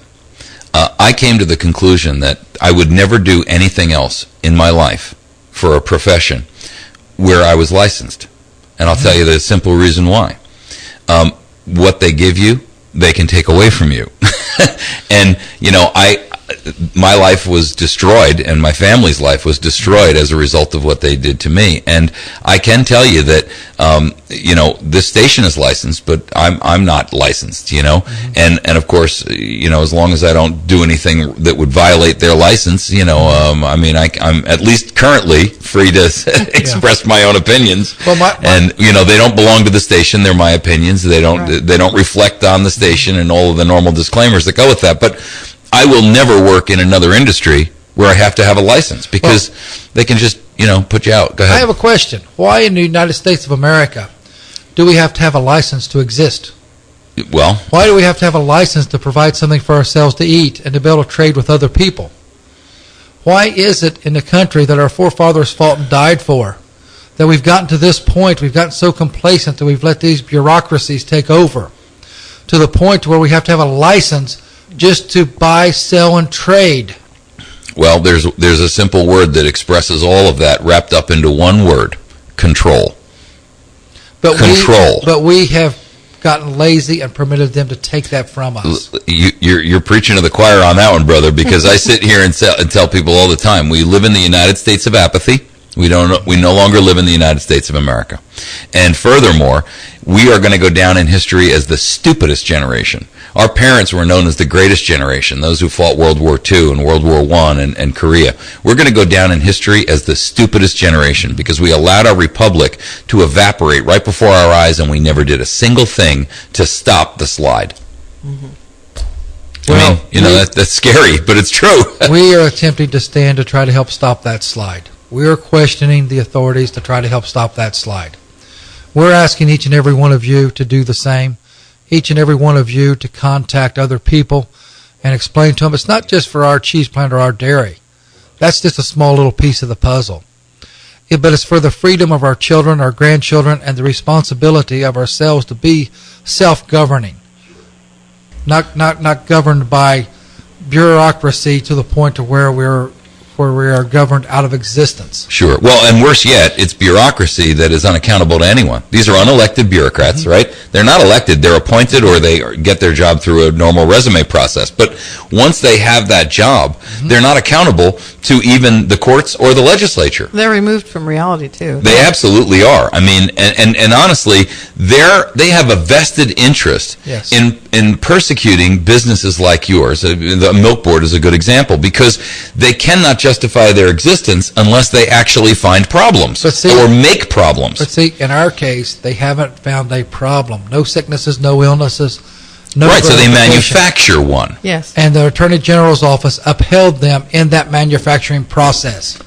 Because the preference and the deference always goes to the government employee. It always goes to the guy who works for government, whether that on the witness stand, whether that is a Milk Board employee or whether that is a guy who works for the EPA or whether it's the sheriff who gave you the speeding ticket or whether it's the police officer who said, I saw him do this. The deference, if it's a he said, she said, the deference always goes to the agency or the individual. And even when it's not a he said, she said, their rules always take or trump the rights of the individual. Well, we saw their rules in place yesterday. Yes, we did. We saw them there yesterday with no hazmat suits for something they said was so dangerous you couldn't take it and pasteurize it into dog food. It had to go to a landfill for other things to eat to get into, quote, the water supply. Right. We saw them. And by the way, it's not going to get into the water supply being buried in a landfill? That's what I'm saying, to get into the water supply. I mean, honestly, if this stuff is laying out there in an open field. And it's that dangerous. And it's that dangerous that it requires that it's not fit for man nor beast, as the old phrase goes, right? Then what about all the beasties who are going to be feeding on this, from birds and rabbits and deer? And, I mean, that cheese, because it's in the fermentation process, and as it breaks down and starts to rot, it's going to have an odor that will draw the animals in. Run for miles, right? And it's going to draw those animals in. They're going to then go in there and eat it. And then they are either going to, and by that point it will actually be rotten and full of bacteria that will kill them. So if this hasn't been completely covered in dirt, and I don't mean like with a thin layer, I mean if this hasn't been buried completely, then it's creating another hazard. And if it has been buried completely, that means as it breaks down, that is whatever is in that cheese is going to leach into the soil, leach into the water supply, and we're going to have another problem.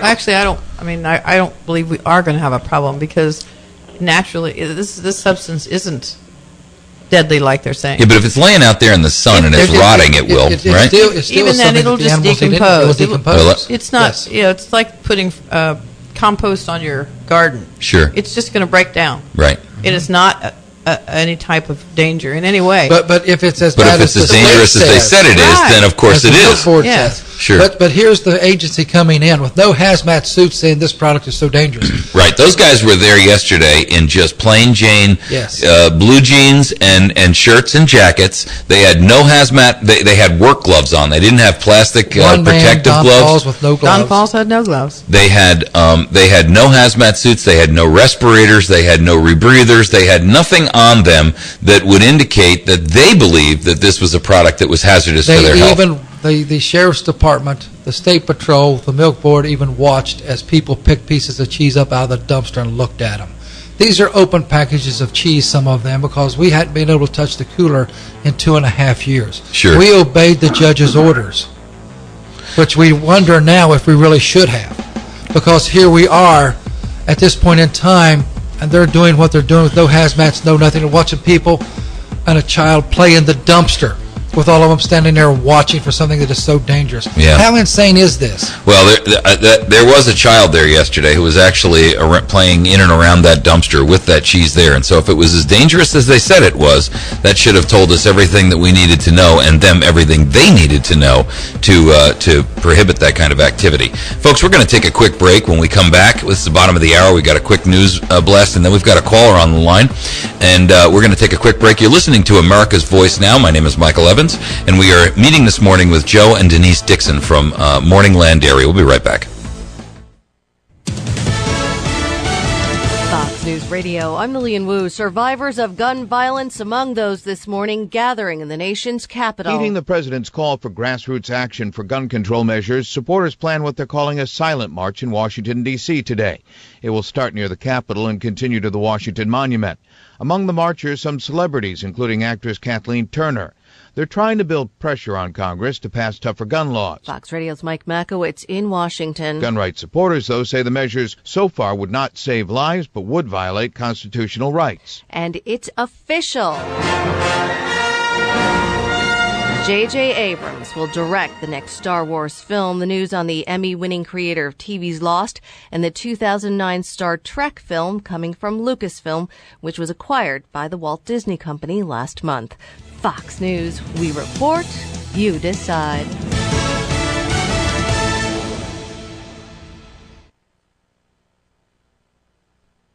We believe the better the ingredients, the better the taste to bring to you the greatest tasting pastries possible. At Chantilly's Artisan Bakery, we use organic, locally sourced, and natural ingredients of the highest quality. Every item is handcrafted and baked fresh for you each and every day. Visit Chantilly's Artisan Bakery, number 2 Evans Arcade on the Courthouse Square in downtown West Plains, or call 255-2253, and you'll be glad you did.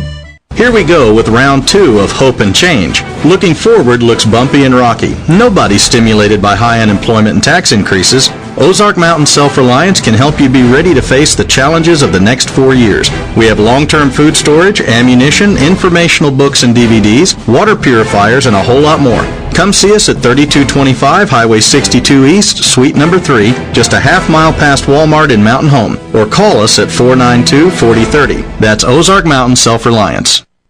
There's one man on this earth who really, truly gets it. Obama is now uniting more and more of us with his latest power grab and his propaganda. He's trying to provoke us, and he has. So I just want to say that he picked this battle, not with the Republicans, not with Congress, but with us, the people. Second Amendment is not about Congress, and it's not about the Republicans. It's about individual liberty vis-a-vis the federal government. Mark Levin is on the radio. Weeknights from 5 till 8, Mark Levin on the Ozarks Best News Talk 107.1. 7,000 high school students drop out every school day.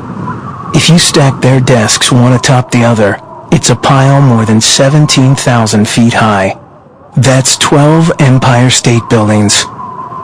But what's truly scary is that another stack is going up tomorrow. We can keep students in school. Visit boostup.org and take the first step.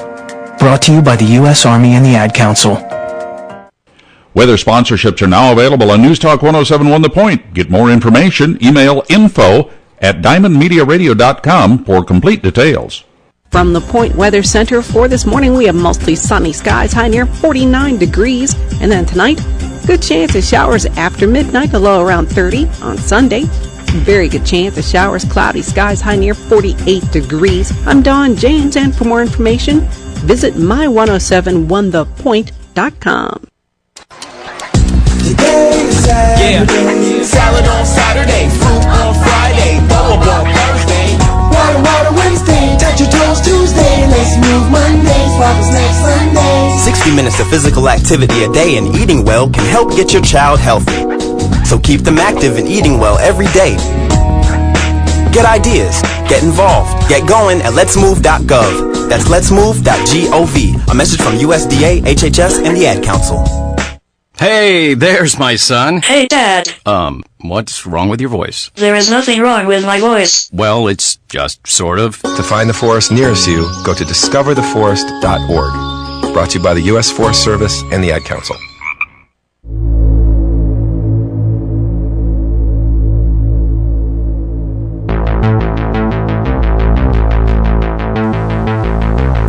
Folks, we are back, and you are listening to America's Voice Now. We are joined this morning by Joe and Denise Dixon. They are the owners of Morningland Dairy, which has recently been eviscerated, basically, by a group, a whole series. Exterminated, I think is even a better word. Yeah, thanks, Joe. By a series of really unaccountable agencies based on the premise that they manufactured this raw milk cheese, and we all know, because there's a whole series of dairies that are being persecuted, I should say, around the nation for this type of thing. So I think Bob Parker has joined us on the phone. Good morning, Bob. You were there yesterday too, were you not? I sure was, Mike. Good to be with you this morning, and good morning to Joe and Denise, and my heart goes out to you guys. And with what's happened to your lives, as you know, I went to your court hearings in West Plains and have followed your case, and our organization, the Property Rights Coalition, has done everything we can. Denise, Doreen Hannes has done a tremendous amount of work exposing what's happened in your situation. Yeah, she's just done a fantastic job. And, I've been in production agriculture most of my life, dairied for years, and I just understand so well the helplessness that you feel with these agencies, and I just share your frustration with our elected officials. They just refuse to get involved and do anything with these agencies that are really just ripping the heart out of rural America. I mean, and we're out here with really no cover. The shields are down on rural America, our jobs, our livelihood, our farmers. These agencies, one after another, are able to do just about anything they want with no accountability. The courts are set up to give them cover, and really, if we don't start putting people into office and people joining together and standing up against this absolute outrage that's taken place in so many different cases like yours, what are we going to do? It's up to the Sheriff's Department also to become constitutional again. And I think the two people that were there yesterday, two that I talked to from the Sheriff's Department, we talked for quite some time, and they started saying, well, we understand more now what's going on. Right. And I asked everybody there to be very peaceable. Right, and everything, and they said they appreciated that very much because they understood we're just wanting our rights to choose, our freedoms that we are supposed to have under God. That God and nature have given us. That is correct. Just by virtue of the fact that we are able to fog a mirror. Not state-given civil rights or federally given civil rights.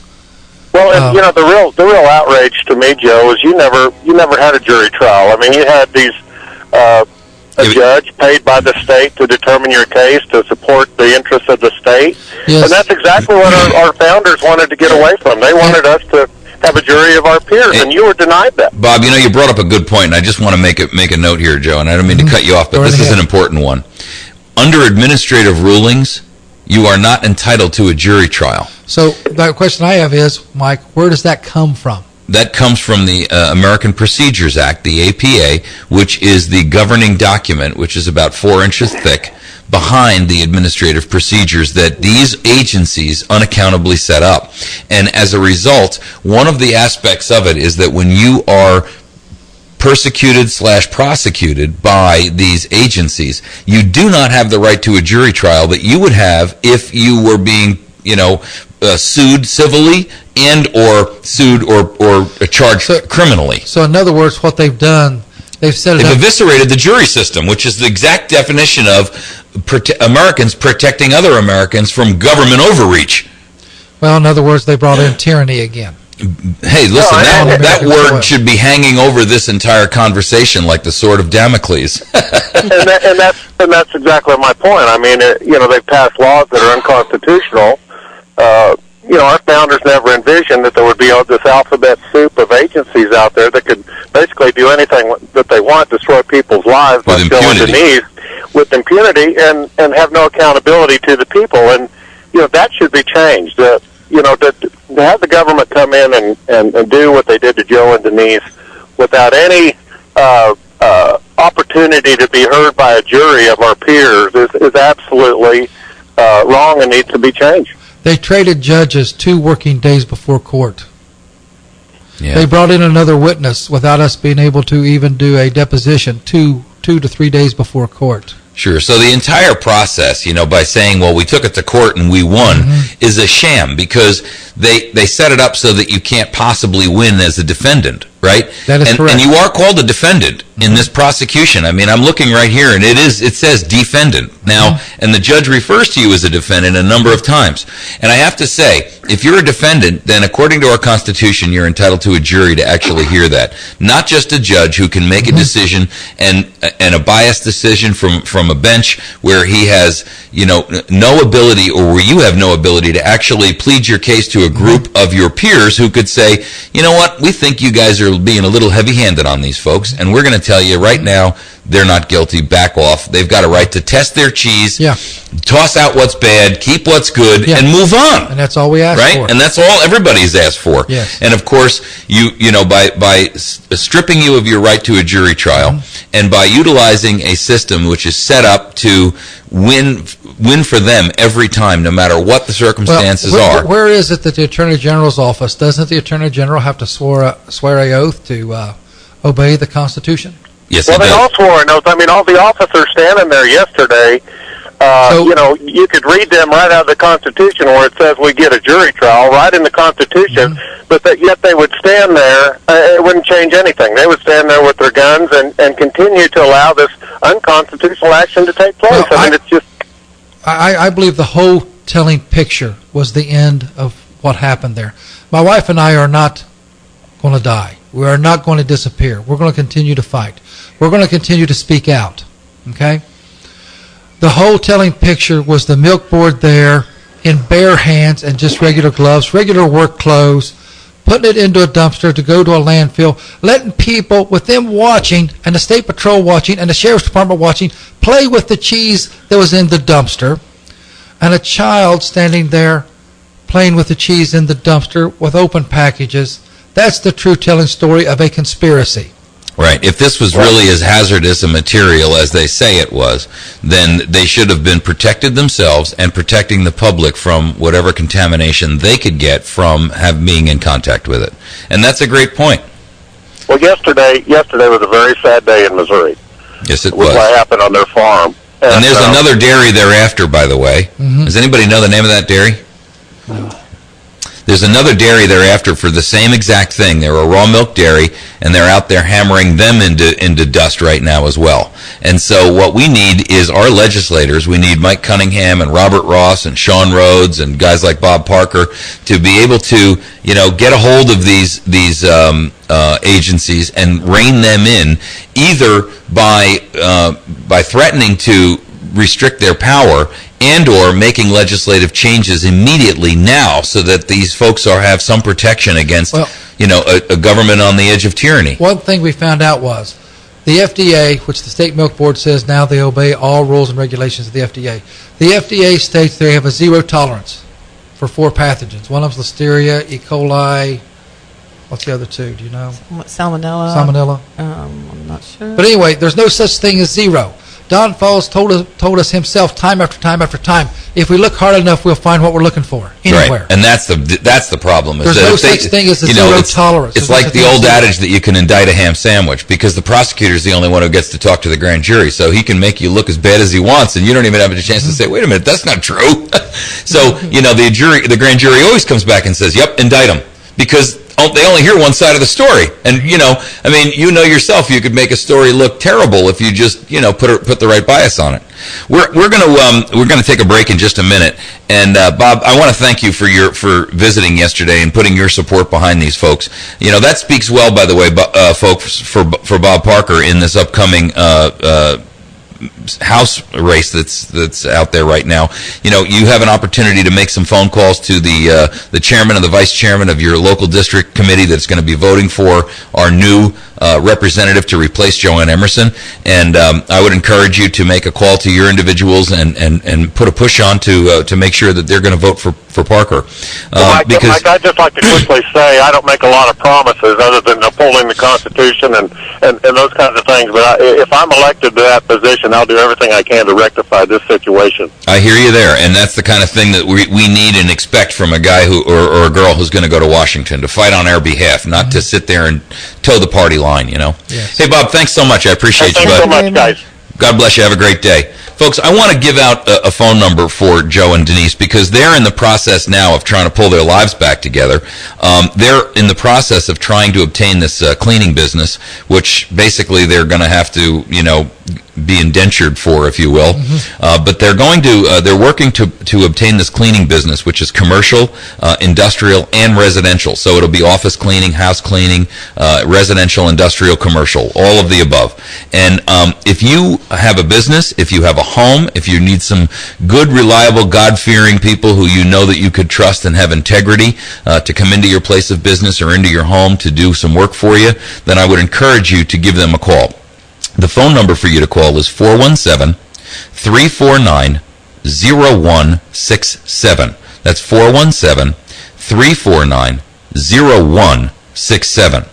Also, if you are willing and or capable of making a donation to them, to the Dixons, to kind of help them get back on their feet, their address is 6248 CR, that's County Road, 2980 in Mountain View, Missouri. And the zip code there is 65548. I want to encourage all of you to do whatever you can to, one of the things that we talk about here is to educate, inform, to motivate, and to activate. Because that's what it's going to take for us to restore our republic. And I hear people say over and over and over again, I don't know what I can do. I'm just one person. Well, here's an opportunity for you to get activated to do something right now that can help, even in a small way, help these folks get back on their feet. And that's part of the restoration of our republic. You can't just say I'm only going to fix what's tomorrow's things. We've got problems right now today that need help, and these guys are definitely worthy of your assistance, whether that be financial, whether that be support in a legislative environment where you're making phone calls on their behalf, whether that be you have a home or a business that you could use their services and their cleaning services, then I encourage you to help them and participate. Again, the phone number is 417-349-0167. And if you have a capability to send them some funds, I'm sure they'd be very grateful. You can mail it to Morningland Dairy or Joe and Denise, and you can mail it to them. Dixon is their last name, Dixon. You can mail that to them at 6248 County Road, 2980 in Mountain View, Missouri, and the zip code again is 65548. I want to thank both of you guys for taking the time to come down here and join us this morning. And let me just give you my apology on behalf of our state and our nation for the punishment that they've put you folks to. I feel for you, and I understand exactly where you're coming from. I've been in your shoes, and these nightmares don't end because the wounds last forever. And you folks are, you're going to have to restart your lives, basically. And, I'm looking at the two of you. We're all about the same age. We're getting a little long in the tooth to keep reinventing ourselves, But we do not quit and we do not give up. Well, and God, listen, God does, amazing things for amazing people, right? And so you guys have a good, strong faith. You have a good, hard work ethic, and you've got integrity, you've got honor, and I applaud you for standing up. And I know that when you're in that situation, people say, oh, how do you stand strong? Well, you don't have a choice because you got to wake up in the morning, right? and you got to go through every day. But, you know, when you're going through that kind of problem in our lives, and, you know, you guys have really shown a great, I mean, you smile, you're happy people, you've got a great sense of humor. Denise, you've got a wonderful smile. You remind me of my mom a little bit. You're a very gentle person, but, you know, you're a wonderful human being, and God bless you. I appreciate both of you folks for coming down here. Thank you. So, I'm just gonna wrap the show. We've got about 5 minutes left. And then we'll talk a little bit further. We need you guys to go out there and help support these folks. Right now is your chance to make a difference, and make a difference immediately in someone else's life. And this is where you have an opportunity to step up and say, you know what, I did the right thing.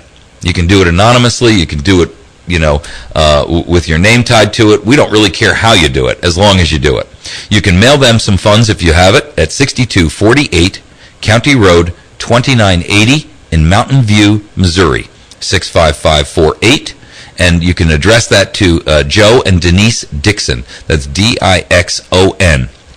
You can also mail it to Morningland Dairy if you'd like.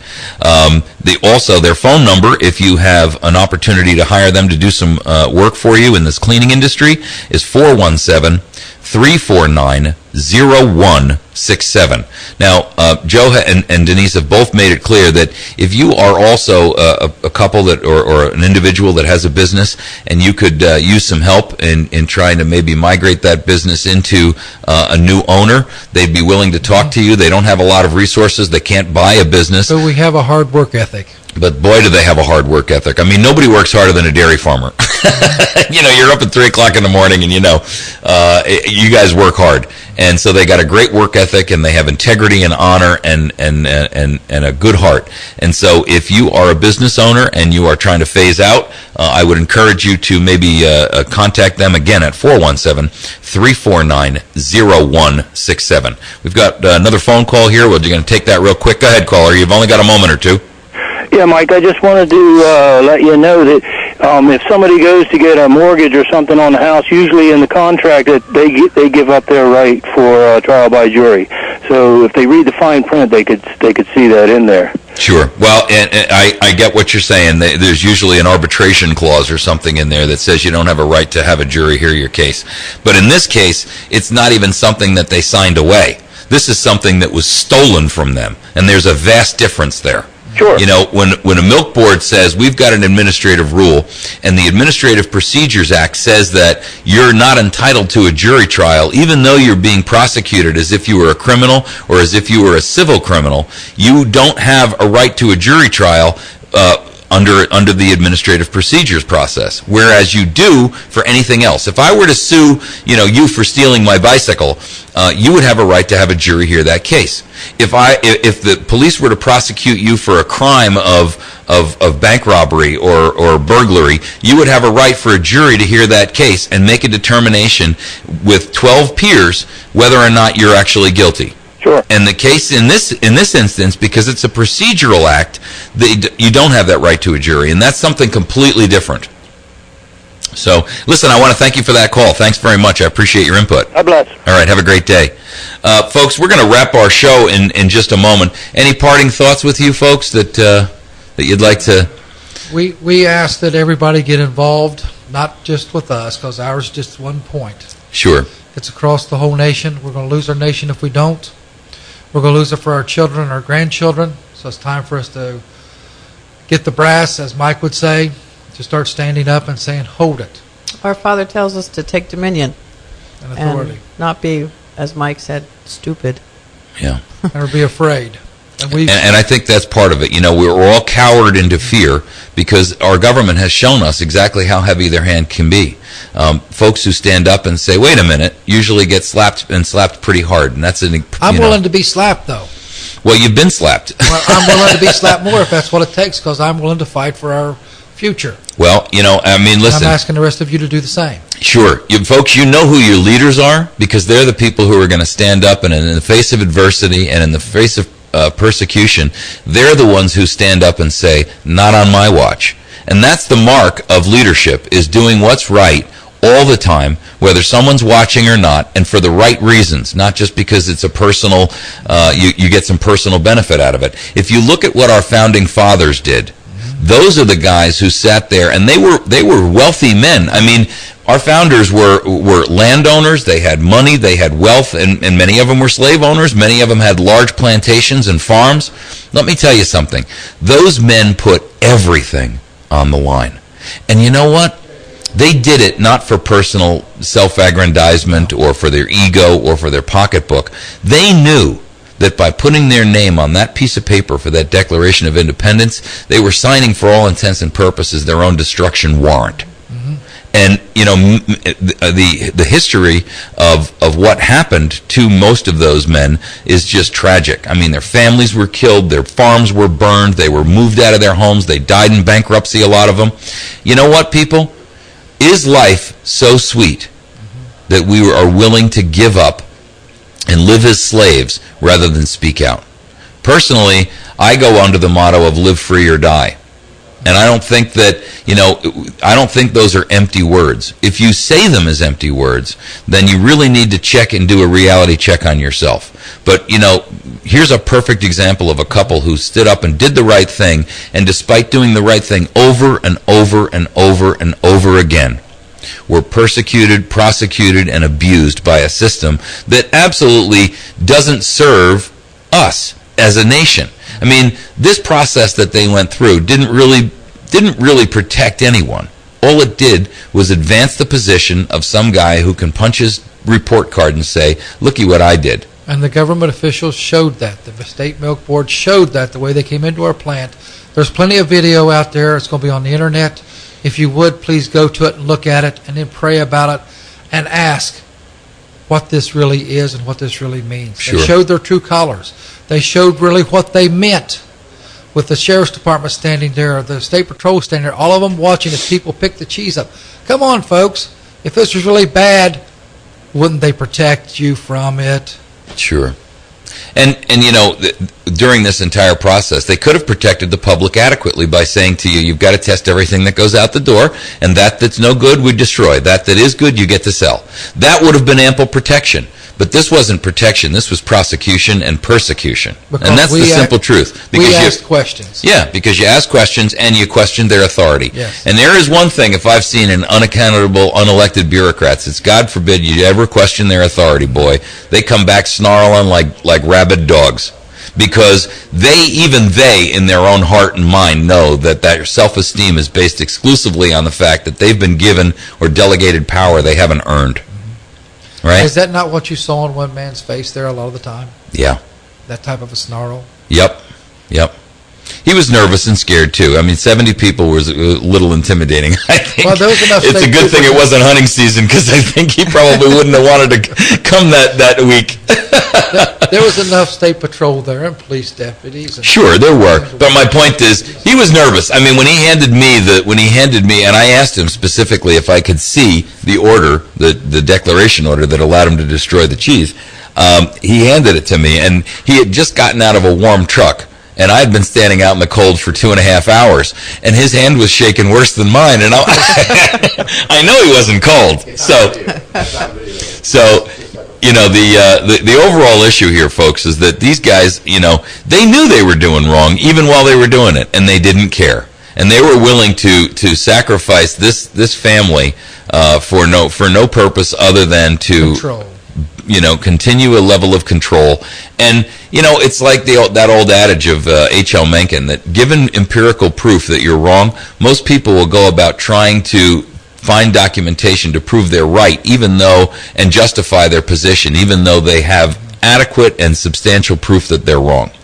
And this is a perfect example of that. So, listen, I want to thank both of you for taking the time to join us this morning. Thank you. God bless you guys, and keep up the fight. So, and we'll try to do whatever we can to support you, folks. Okay, thank you. Thank you very much. Folks, we're going to wrap our show for the day. It is just short of the 9 o'clock hour. It's 8:58. You're listening to America's Voice Now. You're going to be able to find this video up on YouTube, and you can find it by going to youtube.com/America's Voice Now.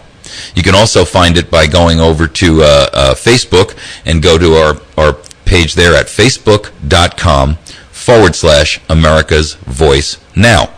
Then you can also find us on the web at www.americasvoicenow.com. americasvoicenow.org. We try to make it really simple and easy for you guys to find us. Please make sure that you support our sponsors as well. The battery station at 303 Washington Avenue, 257-7799, batterystation.com. Bill Stone over at Stone Construction at 293-0116. Remodel, custom, new, light commercial work, he does it all. Chantilly's Artisan Bakery at number 2 Evans Arcade, 255-2253, and Ozark Mountain Self-Reliance, that's OzarkMTNSelfreliance.com, 870-492-4030 on 3225 Highway 62, a half mile east of Walmart and Mountain Home. Folks, this is the end of our show for the day. We'll see you bright and early on Monday morning at 8 a.m., and we hope that you will join us then. Have a wonderful day. This is Mike Evans. I'll see you on Monday.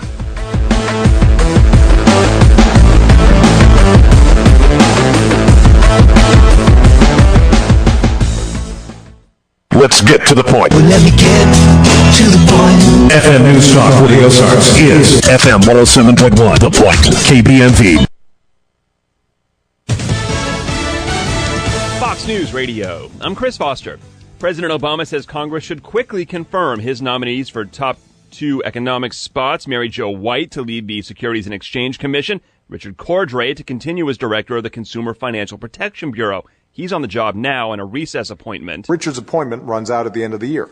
And in order for him to stay on the job, the Senate needs to finally give him the vote he deserves. The president in his weekly message, South Dakota Senator John Thune for the Republicans. Washington is addicted to spending your money. Over the past 4 years,